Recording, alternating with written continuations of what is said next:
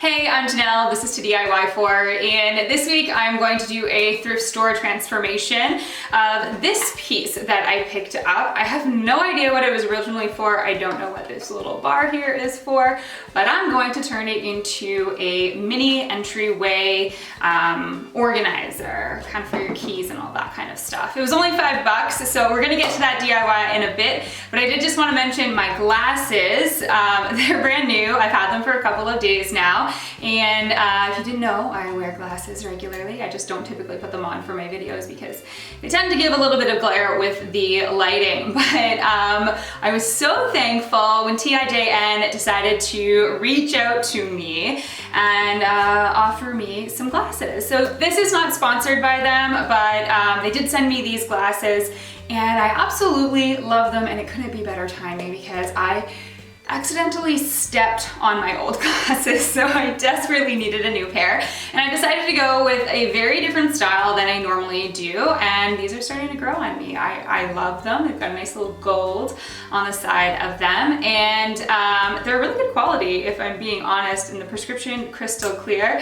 And they come with a really great kind of carrying case. They're eco-friendly, and they're really affordable glasses. I believe they start around $45 a pair. It does cost extra if you want to put a prescription into it, and they also have sunglasses as well, starting around $45. So not only sent me these, which I am really loving, and they also sent me some sunglasses, which I cannot wait to wear when it starts to get warmer in Canada. So thank you to them. If you guys want to check them out, I believe if you get your first pair of glasses from TIJN, $5 off of your first pair, and I would highly recommend them because glasses, very expensive. I will leave their link down below in the description box if you want to check that out. But let's get into this DIY. Okay, so this 100% just broke off camera. What I was trying to do was get this rod out that was in here, and it was moving, and I was hoping I could just kind of quickly slide it out, but I blasted this end off of it. It's gonna be a quick and easy fix. We're just going to put some wood glue back in there and glue it back together and get this thing cleaned up because it's pretty grimy from the thrift store.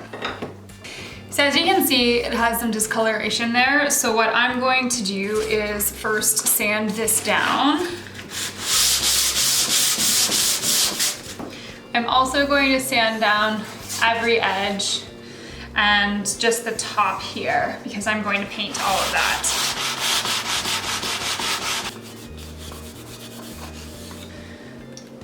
Wood glue, put this piece back together.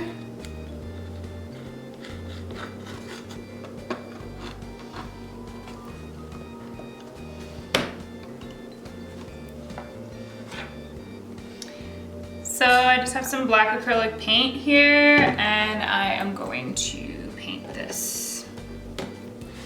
Just the exterior, I want to keep the wood in the interior because I kind of like the look, and that wood is a lot nicer than the wood on the outside. It's not water marked. So I allowed that to all dry overnight, and I did put a coat of Varathane all over the entire project. But I have these two 1-inch cubes that I picked up at a craft store and used in a previous DIY. I had to drill the holes bigger so that it would fit the dowel that came with this piece. I sanded them all down, dusted them off, and used some construction adhesive to bond it to the bottom of my box. I went with this because it's a very strong hold, and I wasn't going to screw any of these pieces together. So I'm just putting on some heavier weights so that this can kind of bond together really well. While that was drying, I got a 1x2 scrap piece of wood, and I'm painting it black. So I am using wood glue and screws to attach it to the front of my box here.